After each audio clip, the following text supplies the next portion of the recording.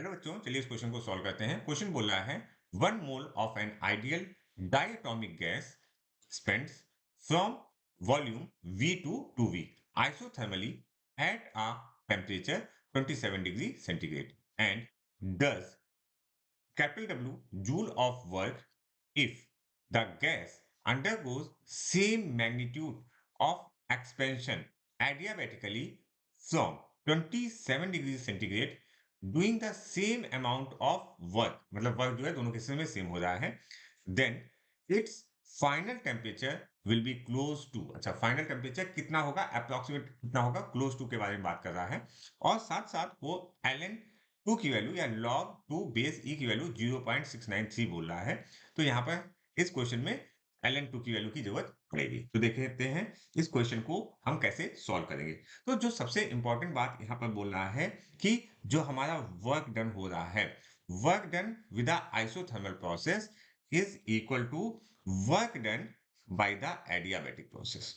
ठीक है, ये आपको इस क्वेश्चन में बोला गया है। तो सिंपली आपको क्या करना है, फॉर्मूला लगा देना है। ठीक है, तो work done by the isothermal process क्या होता है? Work done by the isothermal process होता है N R T L N. In the terms of volume हम लिख रहे हैं V final upon V initial, तो मैं V2 अपॉन V1 लिख देता हूं। ठीक है, और यहां पर जो टेम्परेचर होगा that is N T initial temperature, तो इसको मैं T1 लिख रहा हूं।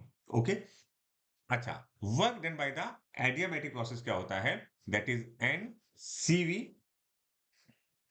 T1 minus T2। अब यहां पर आपको वैल्यूज को सही से रखना है बस। अगर आपने इनको सही से रख दिया तो आपका काम हो जाएगा। तो देखते हैं, अगर हम बात करें तो ये n और ये n कैंसिल हो गया। अच्छा, r को एज इट इज रहने देते हैं हम। टेम्परेचर, जो हमारा टेम्परेचर है that is in 27 degree centigrade, और आपको इसको केल्विन में बदलना है। तो 27 प्लस 273 मींस ये आ गया 300 केल्विन। ओके, तो r मल्टीप्लाइड बाई 300।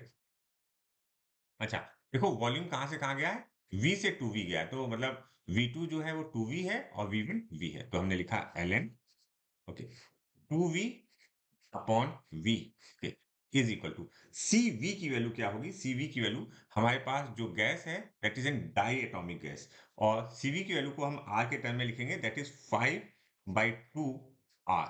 ओके, अच्छा, temperature initial again, temperature initial जो अगेन जो है एडियाबैटिक वाले केस में भी कितना है, 27 डिग्री सेंटीग्रेड। तो हमारा जो केल्विन में आएगा that is 300। Okay, 300 minus T2। अब हमें इस इक्वेशन को सॉल्व करना है। तो देखिए यहाँ पर कौन कौन सी चीजें कैंसिल आउट हो जाएंगी, ये R और ये R कैंसिल आउट हो जाएगा। अगर हम बात करें इसकी, ठीक है, 5/2 की, तो और इसको भी कैंसिल कर लेते हैं, ये और ये। ठीक है, तो हम इसको ऐसे लिख सकते हैं, देखिएगा, 300 मल्टीप्लाइड बाई 2/5। ओके, ln 2, देख लीजिएगा, हमने ये क्या किया, ये 5/2 है वो यहाँ पर ले आए और ln 2 को यहाँ पर रखा, is equal to 300 minus T.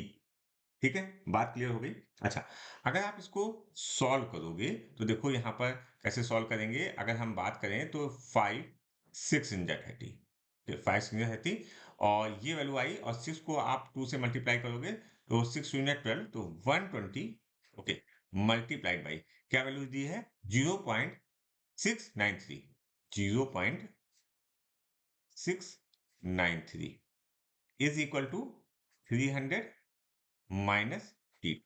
Okay, clear हो गई बात। अच्छा, जब आप इसको इससे मल्टीप्लाई कर दोगे तो हमारी जो वैल्यू आएगी that is 83.16 is equal to 300 minus T2, और यहां से T2 को हम कैलकुलेट करते हैं, T2 को इधर ले आते हैं, T2 is equal to 300 minus 83.16। अच्छा, इसको सही से कैलकुलेट कर लोगे अगर, तो आपकी जो वैल्यू आएगी that value comes to be 216.82। अच्छा, ये किस में आएगा, केल्विन में आएगा। अच्छा, देखते हैं आंसर ये आ रहा है क्या, नहीं, आंसर नहीं आ रहा, और आंसर को देखो यहाँ बोला भी है डिग्री सेंटीग्रेड में। अच्छा, तो हम क्या करेंगे, इसको हम क्या करें, वहां पर हम क्या करते हैं 273 ऐड करते हैं, यहाँ पर हम 273 माइनस करेंगे, तो हम लिखेंगे 216.82 माइनस 273। अच्छा, जब आप इसको कैलकुलेट करोगे तो जो वैल्यू आएगी दैट इज माइनस में आएगी, क्योंकि ये वैल्यू ये वाली वैल्यू ज्यादा है, that value is minus 56.17 degree centigrade. तो T2 की जो वैल्यू आनी चाहिए आंसर के टर्म में, that value comes to be at T2 is equal to 56.17। तो देखो 56.17, तो अप्रोक्सीमेट 56 से लिख सकते हैं, 56 डिग्री सेंटीग्रेड।